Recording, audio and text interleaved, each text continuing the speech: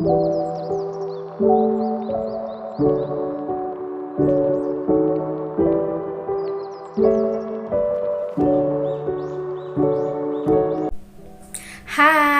perkenalkan, nama saya Linda, saya dari kelompok 1. Nama saya Syadani, saya dari kelompok 1. Perkenalkan, nama saya Markus. Saya Putriana, saya dari kelompok 1. Fidelis Yugono Gonzaga, saya dari kelas 4 BTP. Kelapa sawit Elaeis guineacis Jack merupakan salah satu tanaman perkebunan yang menjadi sumber penghasil devisa bagi Indonesia.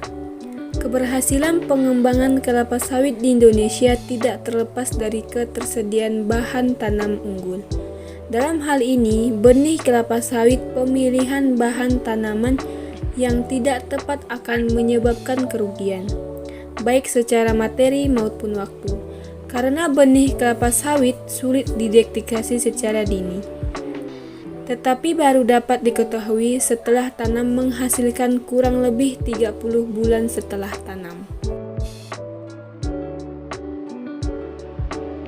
Pekecambahan benih. Namun hanya satu permasalahan dalam meningkatkan produksi benih kelapa sawit adalah pada tahap awal perkecambahan. Benih kelapa sawit memiliki kulit yang sangat keras, sehingga harus melalui perlakuan khusus agar benih dapat berkecambah menjadi serempak. Benih kelapa sawit mengalami dormansi dan perkecambahan alami yang sangat jarang terjadi.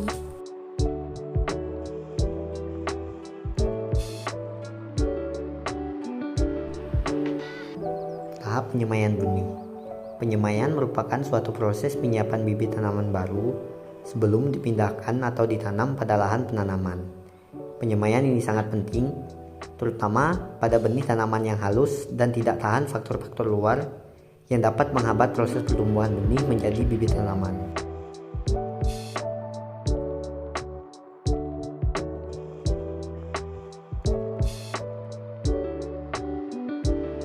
Selanjutnya ada pembibitan benih kelapa sawit. Pada pembibitan benih kelapa sawit, biasanya dapat dilaksanakan secara satu tahap atau yang biasa kita sebut single stage, atau dua tahap yang biasa kita sebut dengan double stage. Namun, pembibitan kelapa sawit satu tahap hanya direkomendasikan apabila bibit yang dikelola kurang dari 2000 batang.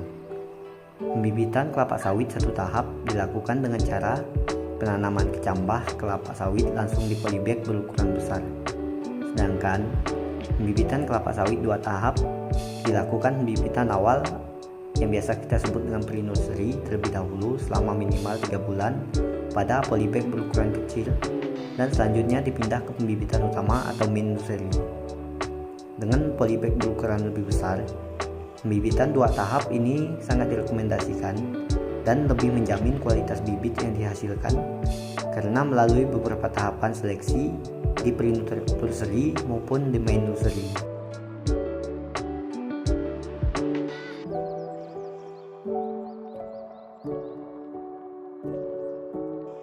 Selanjutnya, pemeliharaan pembibitan. Bibit yang telah ditanam di polybag dipelihara dengan baik agar pertumbuhannya sehat dan subur, sehingga bibit yang akan dipindahkan ke lubang sesuai dengan umur dan penyimpanan, penyiangan, pengawasan, dan seleksi serta pemupukan.